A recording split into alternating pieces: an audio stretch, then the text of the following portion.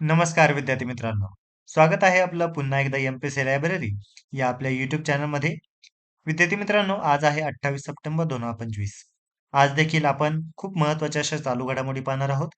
सर्वप्रथम पाहणार आहोत 2025-26 दुलीप ट्रॉफीचा विजेता कोणता विभाग ठरलेला आहे?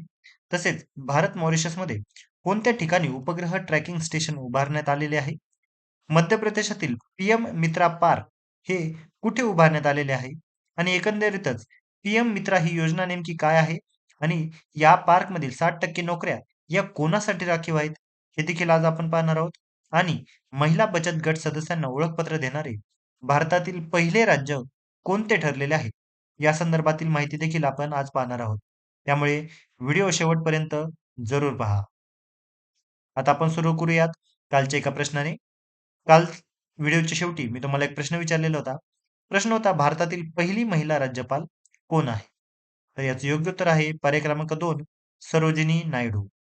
विद्यार्थी मित्रांनो, काल आपण अ, संपूर्ण भारतभरातील पहिल्या महिला यांबद्दलची यादी पाहिलेली होती आणि अतिशय महत्त्वपूर्ण असा तो व्हिडिओ होता. त्यामुळे कालचा व्हिडिओ तुम्ही आवर्जून पहा. आता आपण आजच्या दिनविशेषला सुरुवात करूया.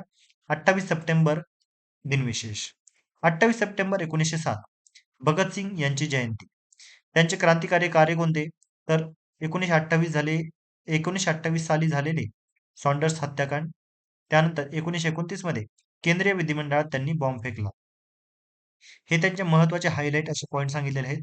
तसे पाहता भगतसिंग यांचे कार्य खूप असे महान राहिलेले आहे आणि भारतातील थोर महान क्रांतिकारी म्हणून त्यांची ओळख आहे. 28 सप्टेंबर 2003 89वी घटना दुरुस्ती आजच्या दिवशी झालेली आहे.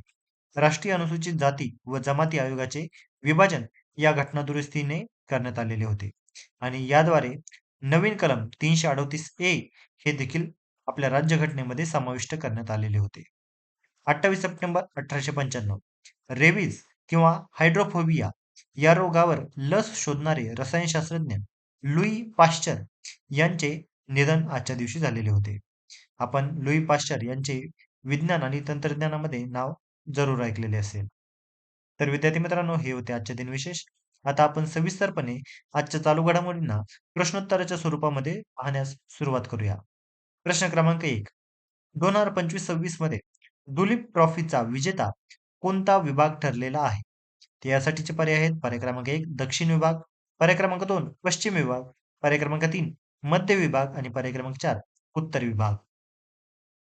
तर याचं योग्य उत्तर आहे पर्याय क्रमांक 3 मध्य विभाग.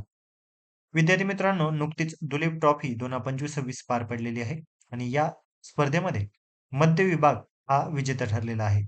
याचं आयोजन हे भारतीय क्रिकेट नियंत्रण मंडळाने म्हणजेच BCCIने केलेले होते. भारताच्या स्थानिक प्रथम श्रेणी क्रिकेट स्पर्धा म्हणून दुलीप ट्रॉफी ही ओळखली जाते. याची 62वी आवृत्ती ही 2025-26 ची होती. 28 ऑगस्ट ते 15 सप्टेंबर या दरम्यान ही ट्रॉफी आयोजित करण्यात आलेली होती. BCCI centre of excellence ground Bangalore या ठिकाणी हा सामना भरवण्यात आलेला होता. यामध्ये विजेता संघ ठरलेला होता मध्य विभाग, ज्याला 1 कोटींचे बक्षीस देखील मिळालेले आहे आणि उपविजेता संघ ठरलेला आहे दक्षिण विभाग, ज्याला 50 लाखाचं बक्षीस मिळालेले आहे. विजेता संघ हा विजेता मध्य विभागाचा कर्णधार आहे रजत पाटीदार. मध्य विभागाने 7व्यांदा आणि 11 वर्षांनी हे विजेतेपद जिंकलेले आहे. या दुलीप ट्रॉफीमध्ये एकूण 6 संघांचा समावेश होता. यातील 6 संघ कोणते? तर मध्य विभाग, पूर्व विभाग, उत्तर विभाग, उत्तर पूर्व विभाग, दक्षिण विभाग आणि पश्चिम विभाग. प्रश्न क्रमांक 2. भारत मॉरिशसमध्ये कोणत्या ठिकाणी उपग्रह ट्रॅकिंग स्टेशन उभारणार आहे? यासाठीचे पर्याय आहेत पर्याय क्रमांक 1 पोर्ट लुईस, पर्याय क्रमांक 2 डिएगो गार्सिया जवळ, पर्याय क्रमांक 3 चागोस बेटावर आणि पर्याय क्रमांक 4 मादागास्कर जवळ. तर याचे योग्य उत्तर आहे पर्याय क्रमांक 2 डिएगो गार्सिया जवळ. भारत मॉरिशसमध्ये आता डिएगो गार्सिया जवळ उपग्रह ट्रॅकिंग स्टेशन उभारणार आहे. नुकताच हा भारत आणि मॉरिशस या 2 देशांदरम्यान करार झालेला आहे. मॉरिशसचे पंतप्रधान आहेत नवीन चंद्र रामगुलाम. हे स्टेशन उपग्रह आणि लॉन्च व्हेइकलसाठी टेलिमेट्री ट्रॅकिंग आणि कम्युनिकेशन म्हणजेच TTC सुविधा देखील देईल. हे स्टेशन इस्रोच्या ISTARAC म्हणजेच ISRO telemetry tracking and command नेटवर्कचा भाग असेल. भारताने मॉरिशसला $680 दशलक्ष म्हणजेच सुमारे 5,700 कोटी रुपये इतकी मदत जाहीर केलेली आहे. ज्यामध्ये हे स्टेशन आणि चागोस बेटांवरील विकासाचा समावेश आहे. तर लक्षात असू द्या विद्यार्थी मित्रांनो, आपल्याला परीक्षेच्या अनुषंगाने ही माहिती असणे खूप खूप गरजेचं आहे. पुढच्या प्रश्नाकडे वळूया. प्रश्न क्रमांक 3. मध्य प्रदेशातील पीएम मित्रा पार्क कुठे उभारण्यात आलेले आहे? यासाठीचे पर्याय आहेत. पर्याय क्रमांक 1 ग्वाल्हेर, पर्याय क्रमांक 2 भोपाळ, पर्याय क्रमांक 3 धार जिल्ह्यातील भैंसोला आणि पर्याय क्रमांक 4 जबलपूर. तर याचं योग्य उत्तर आहे पर्याय क्रमांक 3 धार जिल्ह्यातील भैंसोला. विद्यार्थी मित्रांनो, सध्या पीएम मित्र पार्क ही सध्या खूप चर्चेमध्ये असलेली अशी घटना आहे. पंतप्रधान मोदींच्या हस्ते मध्य प्रदेशातील पीएम मित्र पार्कचे उद्घाटन करण्यात आलेले आहे.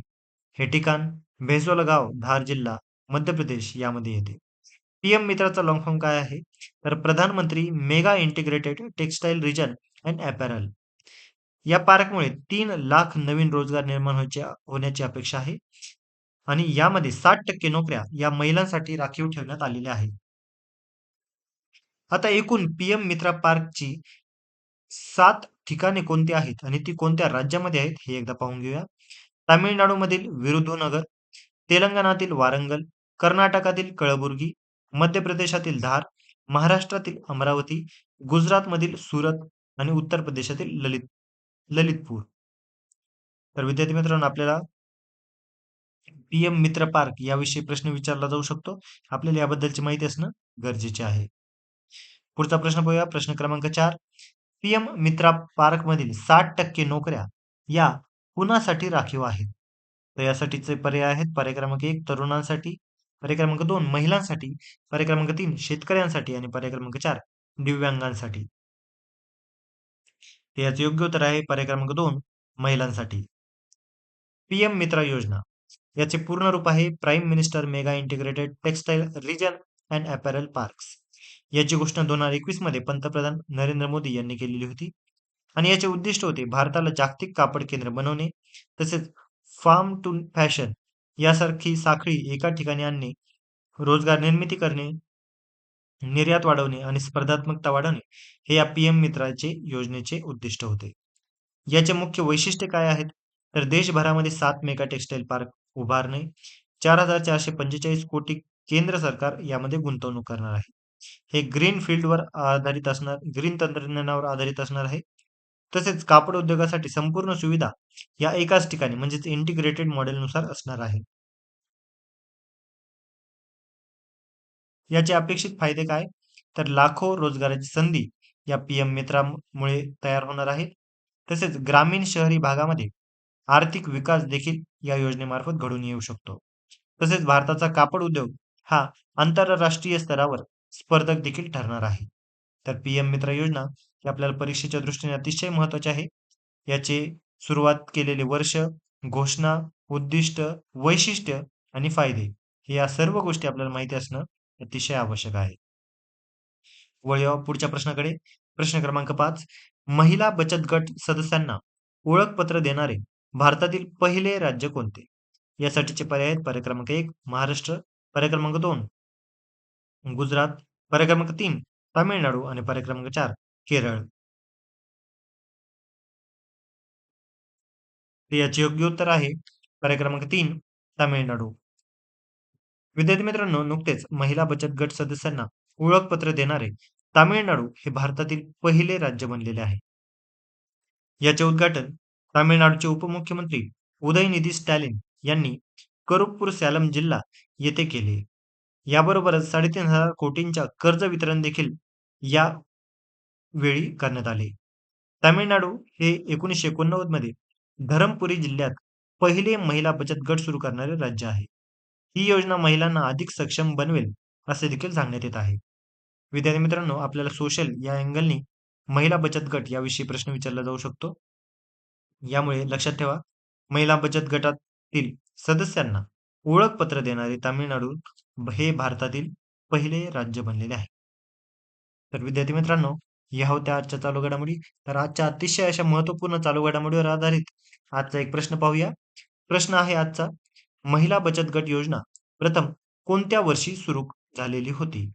यासाठीचे पर्याय आहेत पर्याय क्रमांक 1 1975, पर्याय क्रमांक 2 1989, पर्याय क्रमांक 3 1995 आणि पर्याय क्रमांक 4 2001. तर विद्यार्थी मित्रांनो, तुम्ही सर्वांनी आता याचं योग्य उत्तर कमेंटमध्ये द्यायचं आहे. जे कोणीही विद्यार्थी याचं योग्य उत्तर कमेंटमध्ये देतील, त्याच्या कमेंटला नक्कीच लाईक देखील देण्यात येईल. तर विद्यार्थी मित्रांनो, या होत्या आजच्या चालू घडामोडी. तर अशाच अधिकाधिक इन्फॉर्मेटिव्ह कंटेंटसाठी आपल्या एम-पी-सी लायब्ररी या यूट्यूब चॅनलला सबस्क्राईब करायला अजिबात विसरू नका. धन्यवाद.